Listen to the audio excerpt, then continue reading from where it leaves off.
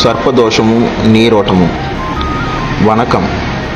சித்தர்கள் உலகம் உங்களை வாழ்த்தி வணங்குகிறது.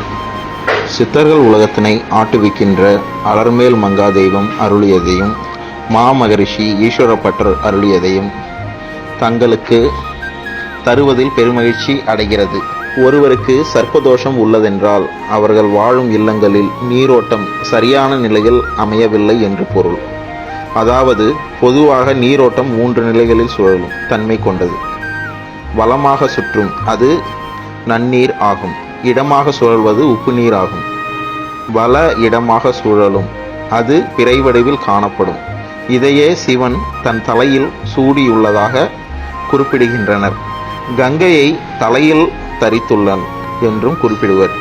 எனவே ஒருவர் வீட்டில் நீரோட்டத்தை சரி செய்வதன் மூலமாக அவர்களது சர்ப்பதோஷத்திலிருந்து ஏற்படும் தீமைகளை, தடங்கல்களை, பெரும்பாலானவைகளை குறைத்து கொள்ளலாம். பூமியில் நீரோட்டத்தில் உள்ள அசைவை சர்ப்பத்தில் உள்ளது. சர்ப்ப அசைவே நம் உடலிலும் உள்ளது. நீர் என்பது லட்சுமி. சர்ப்பதோஷம் என்பது வீட்டின் நீர்த்தன்மையை பாதிக்கும். பூமியில் உள்ள அசைவு நம் உடலிலும் உள்ளது. வலமாக சுழலக்கூடிய சக்தி உள்வாங்கும் தன்மை கொண்டது, என்கமிங். இடமாக சுழலும் கூடியது வெளி தள்ளக்கூடிய சக்தி. ஒரு வீட்டிற்கோ மனிதனுக்கோ சர்ப்பதோஷம் இருந்தால் உயிர் சக்தி வெளியேறிக்கொண்டே இருக்கும். இதனையே நாகதோஷம், ராகு தோஷம், கேது தோஷம், சர்ப்பதோஷம் என்றெல்லாம் குறிப்பிடுவர். இதனை மாற்றி உள்வாங்கும் சக்தியாக அமைத்து கொள்ள வேண்டும். இதை சிவன் உடலில் நாகம் என்று போட்டு வைத்திருப்பார். நாகம் என்பது உடலில் உள்ள ஜிங்க் என்ற துத்தநாக தாதுவையே குறிப்பிடுவதாகும். ஜிங்க் உடலில் இல்லை என்றால் உயிர் சக்தி பெருமளவு வீணாகி கொண்டே இருக்கும். மனதில், எண்ணங்களில், வண்ணங்களில் உயிர் சக்தி இருந்தால்தான் வாழ்வில் வர்ணங்கள் உயிர் சக்தியாக இருக்கும். வாழ்வு வண்ணமயமாக இருக்கும். பூமியின் நீரோட்டத்தை தான் சர்ப்பசக்தி என்கிறோம். இதைத்தான் ஆதிசேஷன் என்ற பாம்பு பூமியை தாங்குவதாகவும், பாம்பு படுக்கையில் விஷ்ணு படுத்திருக்கிறார் என்றும், சிவனின் மீது பாம்புகள் உள்ளன என்றும் குறிப்பிடுகின்றனர். நாம் அனைவருமே ஒரு விதத்தில் சர்ப்பம்தான். அதாவது பரிணாம வளர்ச்சியில் புழுவில் இருந்துதான் வந்துள்ளோம். நாம் இறந்த பின்பும் நம் உடலில் லட்சக்கணக்கான புழுக்கள் தான் உருவாகின்றன. புழு என்பது சிறிய உருவத்தில் உள்ள பாம்புதான்.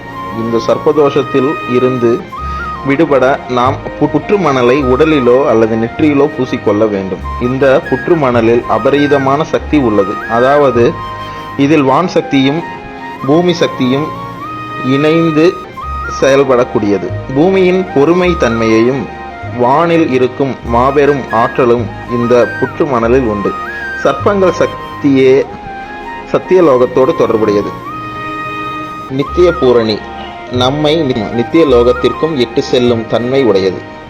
பாம்பு நாக்கை நீட்டிக்கொண்டு இஷ் இஷ் என்று சத்தம் எழுப்பும்.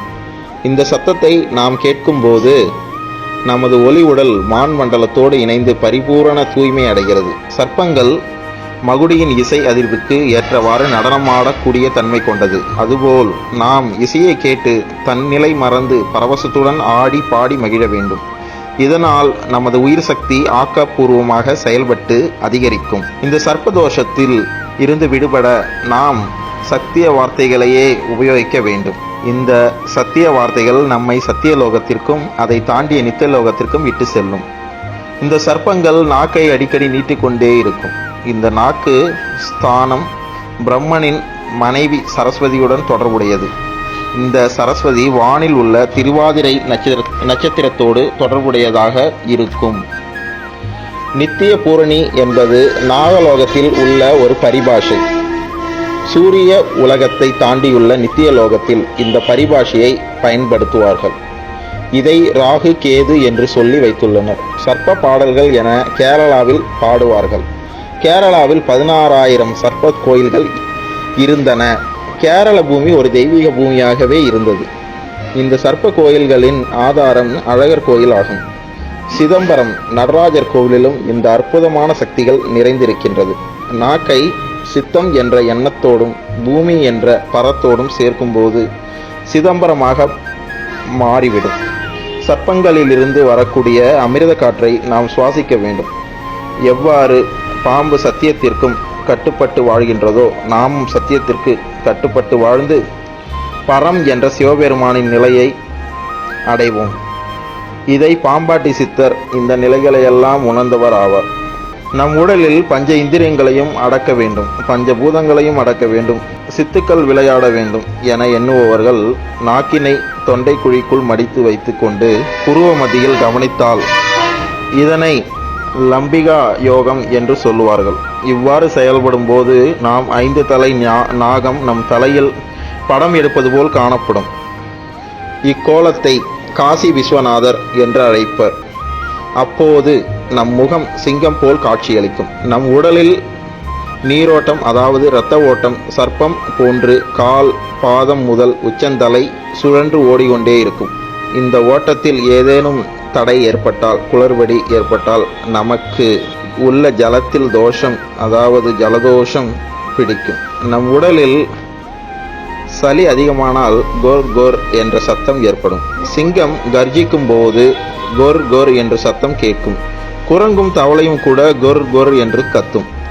ஆக இந்த சர்ப்ப தோஷத்திற்கும் நிவாரணமாக நம் உடலிலும் நாம் வாழும் இல்லத்திலும் நீரோட்டத்தை சரி செய்ய வேண்டும். புத்து மண்ணை உடலில் பூசிக்கொள்ளலாம் அல்லது திருநீர் இட்டு கொள்ளலாம். திருச்செங்கோட்டில் உள்ள சத்திய படிகளுக்கு சென்று வரலாம். முக்கியமாக நம் உள்ளத்தில், எண்ணத்தில், உயிரில், உருவில், கருவில், திருவில் வண்ணமயமான உயிரோட்டம் உள்ளவற்றை பதிவு செய்ய வேண்டும். நன்றி. வாழ்க வளமுடன். குருவே முக்தி, குருவே பக்தி, குருவே சக்தி, குருவே யுக்தி, குருவே மந்திரம், குருவே யந்திரம், குருவே தந்திரம், குருவே வீடு, குருவே மோட்சம், குருவே மறை, குருவே இறை, குருவிடம் நீ உரை. வாழ்க வளமுடன்.